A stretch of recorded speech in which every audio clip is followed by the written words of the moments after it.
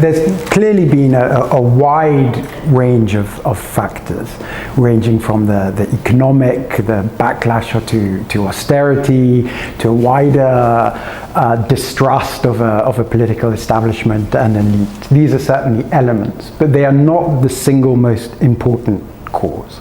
The single most important driver of the populist surge are concerns about identity, culture, that are driven by concerns about migration. This is the biggest driver of the populist insurgency.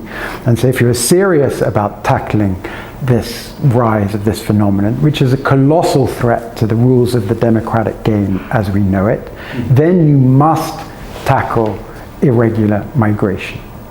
This is both a legitimate thing to do and a necessary thing to do.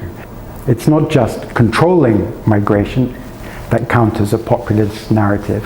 How you do it matters. And how you do it has to be in conformity with human rights.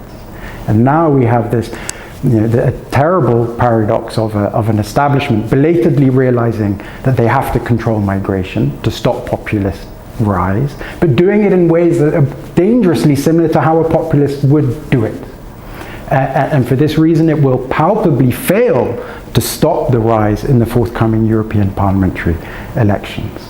So how do you do this? So on one side, you have an establishment that is making all the mistakes of the excessively pragmatic, close them anyhow, and sooner or later public opinion will catch up with this reality, drift away from populists and come back to us. And on the other side, on the liberal side within the human rights community, you have all the errors of the idealist, where they are trying to advocate for policies that no politician can possibly sell for to the public. The real challenge is now, how do you construct a migration control system that is rights compliant? When the right is inclined to do what is prohibited, and the left is inclined not to do what is allowed.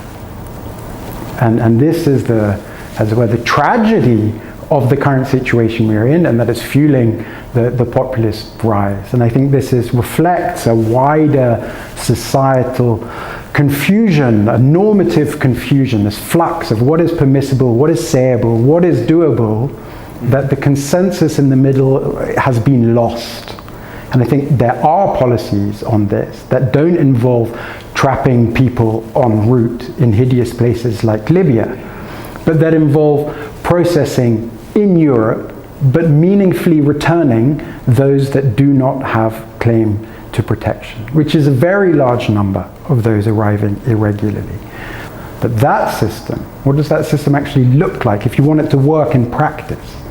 Well, then you need centers close to where people are rescued, probably France, Spain now, that process much more quickly than we process at the moment. Not months and years, but 2 months maximum. So that requires legislative change, at least for those areas. And it requires an ability to return. And that requires agreements with countries of origin.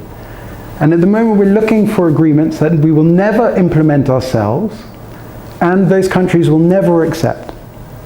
Because an agreement that permits the return of everyone who is irregular in Europe, one that's far too many people for any European government actually to send back, and this is an unsellable proposition for foreign countries. And they're never going to sell that to their publics.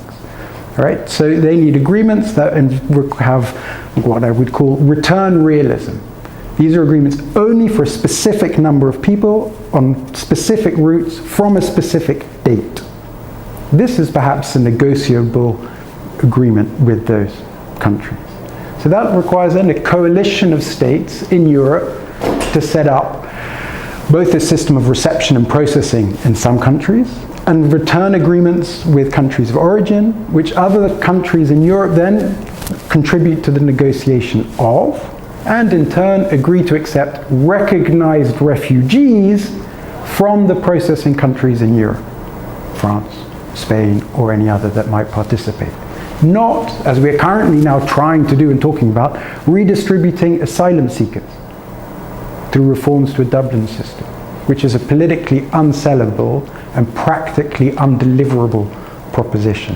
Indeed, like so many propositions on migration, it can't work, it won't work, and it won't be adopted by a political minority that blocks change in Europe. The temptation to persist with the status quo, when no one seems to be punished for them in elections, is very high. The temptation to think public opinion will catch up sooner or later with the fact that migration numbers are down is very high. But this is to really misunderstand the power of the populist narrative. The story of invasion, this barbarian invasion that only cruelty can control, doesn't go away when the numbers are down. The prospect is still there. So the threat of the far right will continue for so long as that story circulates. But I think the moment that a political establishment really realizes that, then I think looking at the kind of solutions that I'm talking about will suddenly become much more attractive. So yes, I have some optimism. I think also, as it happens, the kind of things that I'm talking about reflect where a majority of the public opinion is.